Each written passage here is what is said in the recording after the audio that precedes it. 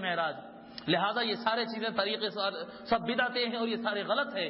تو شب معراج کو بھی شام میں کلاس ہوگی، کئی چھٹی سمجھ لیں گے آپ لوگ، رات کی کلاس ہوتی 9 بجے سے سٹارٹ ہوتی، تو بتائے اپنے اسٹوڈنٹس کو کہ رات میں کلاس ہوگی اور روزانہ 1 گھنٹے کی کلاس ہوتی۔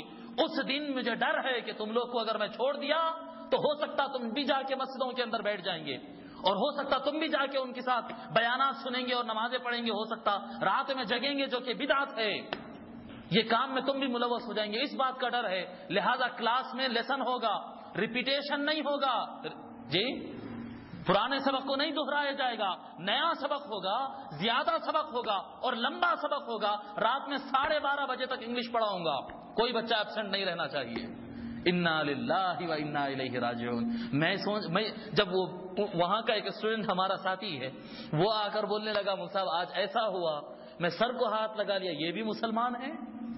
انا للہ و انا الیہ راجعون۔ اس لیے انسٹیٹیوٹ میں سبق کو لمبا کر رہا ہے، اس ڈر سے کہ شاید یہ بچے مسجد کو چلے جائیں گے۔ انا للہ و انا الیہ راجعون۔ کیا بدبختی ہے۔ پھر سوال کرتے ہیں کہ صحابہ کیا شب معراج منائے؟ کیا صحابہ کرام اولیاء اللہ اور حضور صلی اللہ علیہ وسلم اس طرح کی راتیں منائے کیا؟ تو منائے نہیں منائے یہ ایک الگ سبجیکٹ ہے، اس پر پھر بات کریں گے ہم، لیکن بنیادی بات یہ ہے کہ وہ لوگ تھے جن کے پاس ہر رات مکمل عبادت ہوا کرتی تھی، تو وہ شب برات الگ سے مناتے کیا تھے؟ ابو ہریرہ اپنے گھر میں تہجد پڑھ رہے ہیں، عمر بن الخطاب اپنے گھر میں تہجد پڑھ رہے ہیں، صدیق اکبر بھی جاگ رہے ہیں، علی مرتضیٰ بھی جاگ رہے ہیں، عثمان غنی بھی جاگ رہے ہیں، طلحہ بھی جاگ رہے ہیں، عبیدہ بن الجراح بھی جاگ رہے ہیں، سارا مدینہ زنانہ ہو یا مردانہ ہو رکعت باندھ کر اللہ کی بارگاہ میں کھڑا ہے، تو پھر الگ سے پھر جلسہ کیا مناتے؟ کس چیز کے لیے وہ مسجد میں جمع ہوتے؟ حضرت امام اعظم ابو حنیفہ رضی اللہ تعالیٰ عنہ، حضرت سیدنا شیخ عبد القادر جیلانی رضی اللہ تعالیٰ عنہ، یہ بزرگوں کا معمول 40 سال تک ایک رات بھی ایسی نہیں گئی جو سو گئے ہو، پوری رات عبادت کرتے۔ پھر آپ ان سے پوچھنا کہ کب شب برات منائے تھے؟ ان سے کیا سوال کرتے ہو؟ کب شب برات منائے تھے؟ کب شب معراج منائے تھے؟ کب شب قدر منائے تھے؟ ان کی تو ہر رات شب برات تھی۔ جب اللہ تبارک و تعالیٰ فرما رہا ہے کہ اللہ تبارک و تعالیٰ رات کے آخری حصے میں، آخری تیسرے حصے میں ہر رات آ کر پکارتا ہے گناہوں کی کوئی بخشش طلب کرنے والا، اس کو میں بخشش دے دوں گا، وہ تو ہر رات بخشش مانگ رہے ہیں، تو پھر شب برات میں الگ سے کیا مانگے؟ اور پھر جو ہر رات جو پوری رات اللہ کی عبادت کرتا تھا، شب برات کو سو گیا ہوں گا؟ سمجھ میں آتی بات؟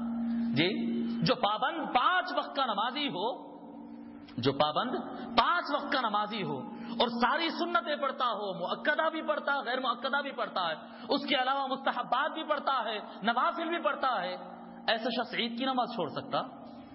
انا للہ و انا الیہ راجعون۔ اس کے بارے میں بولنا پڑے، بھائی انہوں عید کی نماز پڑھے، عید کی نماز پڑھے، بولنا پڑتا؟ جی ان لوگوں کے بارے میں بتاؤ جو عید کو عید مسجد کو آتے ہیں، جمعہ کو جمعہ مسجد کو آتے، ان کے بارے میں بولنا پڑتا۔ ہمارا حال رات کی عبادتوں کے معاملے میں ایسا ہی ہو گیا ہے۔ بزرگان دین جو اہتمام کرنے لگے کہ لوگوں کو گھروں سے نکال کر، ہمارے علماء کرام کا یہ احسان ہے ہمارے گردنوں پر، ہم 1000 لاکھ ان کا شکر ادا کریں، ان کو یاد کرتے پھرے تو کم ہے، یہ ان کا احسان ہے کہ شب برات کو ایک جشن جیسا بنا دیے، جی شب برات کو ایک فنکشن بنا دیے، ایک پروگرام بنا دیے، مسجد میں جمع ہونے کو ایک سسٹم بنا دیے۔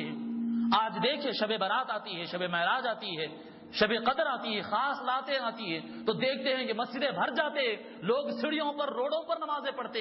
یہ ان کا احسان ہے کہ جو سال میں کبھی نماز پڑھنے رات کو نہیں اٹھ سکتا ہے، ان کے لیے نماز پڑھنے کے راستے فراہم کر دیے، نماز پڑھنے کے راستے فراہم کر دیے۔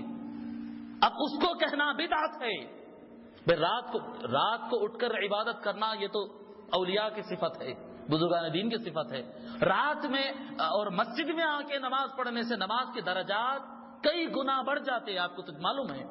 بھئی گھر کی نماز افضل یا مسجد کی نماز افضل؟ مسجد میں زیادہ ثواب ہوتا ہے، مسجد میں دل نماز میں لگتا ہے، گھر میں نمازیں پڑھے تو چلو تجربہ کر کے دیکھ لو کتنی دیر نمازیں پڑھتے، میں بھی دیکھ لیتا ہوں، تجربہ کریں گھر میں کتنی دیر پڑھ سکتے ہیں نمازیں۔ بزرگان دین یہ جانتے ہیں کہ شیطان کا حملہ بڑا طاقتور، اور آج کے مسلمان کے اندر قوت ایمانی نہیں ہے کہ شیطان کا مقابلہ کر سکے۔ اگر وہ بستر کے قریب ہوگا یا ٹی وی کے قریب ہوگا، بیوی کے قریب ہوگا اور ان چیزوں بال بچوں کے قریب ہوگا، اپنے باورچی خانے کے قریب ہوگا، اس کے باوجود صرف عبادت میں لگا رہے گا، تھوڑا کھانے کی خواہش ہوتی، تھوڑا سیریل دیکھنے کی خواہش ہوتی، تھوڑا سا لیٹ کے اٹھنے کی خواہش ہوتی، تھوڑا بیوی کے ساتھ ٹائم گزارنے کی خواہش ہوتی، یہ خواہشات میں وہ بالکل عبادت نہیں کر پائے گا۔ لہذا کچھ اللہ کو یاد کر لے، ہمیشہ اٹھ کے تہجد پڑھنا تو اس سے نہیں ہوتا، رات کو اٹھ کر 2-2 4-4 پارے پڑھنا تو اس سے ہوتا نہیں، کچھ تو اللہ کی عبادت کر لے۔ اس لیے اس کو نکال کے مسجد میں لا دیے کہ لوگوں شب برات میں مسجد میں جمع ہو جاؤ، کچھ عبادت کر لیتے ہیں، کچھ عبادت کر لیتے ہیں۔ سال بھر وقت بھر تو ادھر ادھر کی چیما گویا ہوتی ہے، کام کاج کاروبار کی باتیں بھی ہوتی ہے، فضول گفتگو بھی ہوتی ہے، غیبت بھی ہوتی ہے، حسد بھی ہوتا ہے، اور ساری کچھ گفتگو ہوتے رہتی ہے۔ دین کی بات 15-20 منٹ سے زیادہ سننے دل تیار نہیں ہوتا، تو کبھی سنتے نہیں ہیں، کبھی سنتے نہیں ہیں۔ اچھا ہے کہ بیکار چبوتروں پر وقت گزاریں، اچھا ہے کہ ٹی وی کے سامنے وقت گزارے، اس سے زیادہ اچھا ہے کہ کسی طرح ان کو مسجد کے اندر لا لیا جائے۔ یہ بزرگان دین کی حکمت عملی ہے۔ اب لوگ پوچھتے ہیں کہ صحابہ کب کرے تھے؟ بابا صحابہ روزانہ شب برات مناتے تھے، شب برات روزانہ منایا کرتے تھے۔ اب بخاری اور مسلم میں اٹھا کے آپ پڑھ لیں، بخاری، مسلم، ترمذی، تقریباً صحاح ستہ کی ساری کتابوں میں کہ حضور صلی اللہ علیہ وسلم شب برات میں اہتمام سے نماز پڑھے تھے۔ حضرت ام المؤمنین عائشہ صدیقہ رضی اللہ عنہا کی روایت ہے کہ ایک مرتبہ آقا صلی اللہ علیہ وسلم مکان میں تشریف لائے اور کپڑے بدل کے پھر نکل گئے، فریش کپڑے پہنے، کپڑے چینج کیے، کپڑے چینج کر کے نکل گئے، اور ام المؤمنین عائشہ صدیقہ رضی اللہ تعالیٰ عنہ پریشان ہوئی کہ آقا دیر کر دیے نہیں آئے، تلاش کرتے ہوئے نکلے، تلاش کرتے ہوئے نکلے۔ جب پہنچے تو دیکھے جنت البقیع میں آقا صلی اللہ علیہ وسلم پہنچے اور وہاں پر اللہ کی عبادت کر رہے ہیں۔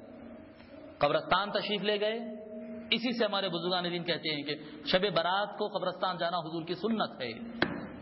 عجیب بات ہے، یہ لوگ اچھا یہ انکار کرنے والے سبھی لوگ صرف بخاری مسلم کا ہی نام لیتے دیکھیے، جبکہ یہ بخاری میں بھی ہے، مسلم میں بھی ہے، پھر ماننے کیا مشکل ہو گئی بھائی؟ کیا مشکل ہو گئی؟ بخاری میں بھی ہے، مسلم میں بھی ہے کہ حضور صلی اللہ علیہ وسلم شب برات کو جنت البقیع تشریف لے گئے۔ بخاری میں بھی ہے، مسلم میں بھی ہے۔ جنت البقیع جنت تو نہیں ہے نا، جنت البقیع قبرستان کا نام ہے نا، جس کا نام جنت البقیع آقا نے رکھا جی، یقیناً وہ جنت کا حصہ ہوگا، جنت کی کیاری ہوگی، آقا نے جب نام دیا ہے تو پھر ہوگا وہ، لیکن ایک عام انسان کے حساب سے بتا رہا ہوں قبرستان ہی ہے نا وہ جی۔ تو آقا صلی اللہ علیہ وسلم شب برات میں قبرستان کو گئے، یہ بات ثابت ہے۔ پھر آقا صلی اللہ علیہ وسلم نماز پڑھے، احادیث میں آقا صلی اللہ علیہ وسلم نماز پڑھے اور نماز پڑھ کے سجدے میں گئے، اس کی تفصیلات اور بھی روایتوں میں ملتے، اور اتنا لمبا سجدہ کیے، اتنا لمبا سجدہ کیے، ام المؤمنین عائشہ صدیقہ رضی اللہ تعالیٰ عنہ کو ہول ہونے لگ گئی، دیکھے کہ اب نماز ختم کرے تو اب گفتگو کریں گے، پوچھیں گے کیا بات ہے یا رسول اللہ، ادھر آ گئے، پوچھنے کے لیے ٹھہرے ہوئے ہیں۔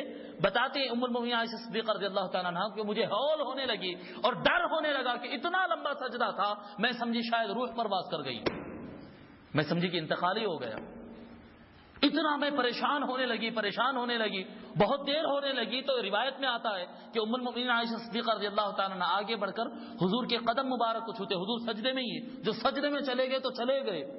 اب اللہ جانے، حضور تو پہلے ہی نماز سکون کے پڑھتے تھے، جتنی دیر میں ہم پوری نماز پڑھتے شاید آقا کے ہر مرتبہ اتنا سجدہ ہوتا تھا، ہماری جتنی پوری نماز 2 رکعت کی ہو شاید ایک سجدہ آقا کا اتنا ہوتا ہو جی۔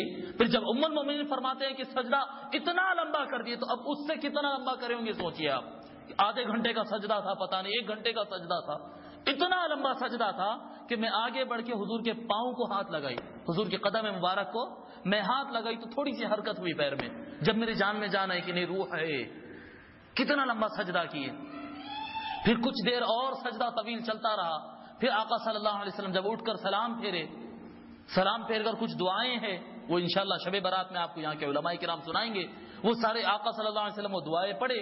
وہ دعائیں پڑھنے کے بعد ام المؤمنین عائشہ صدیقہ رضی اللہ تعالیٰ عنہ عرض کیے یا رسول اللہ میں پریشان ہو گئی، آپ کہاں تشریف لے گئے تھے؟ حضور صلی اللہ علیہ وسلم فرمائے پریشان ہو گئی تھی، تم کو نہیں معلوم آج لیلۃ النصف من شعبان ہے، یہ شعبان کے درمیان والا 15ویں شب ہے آج شعبان کی، تم کو نہیں معلوم؟ اللہ تبارک و تعالیٰ کی خصوصی رحمتیں نازل ہوتی ہے، اللہ تبارک و تعالیٰ کی طرف سے خصوصی برکتیں نازل ہوتی ہے، خصوصی نعمتیں نازل ہوتی ہے۔ اللہ تبارک و تعالیٰ اس مہینے کے اندر تقدیر کو لکھاتا ہے، فرشتوں کے حوالے کرتا ہے جی۔ میں چاہتا ہوں کہ اللہ تبارک و تعالیٰ مجھے جب میری تقدیر لکھ رہا ہو کہ مجھے اس حالت میں پائے، اس حالت میں مجھے پائے، اللہ سے دعائیں مانگ رہا ہوں جی۔ حضور صلی اللہ علیہ وسلم ارشاد فرمائے شعبان و شہری،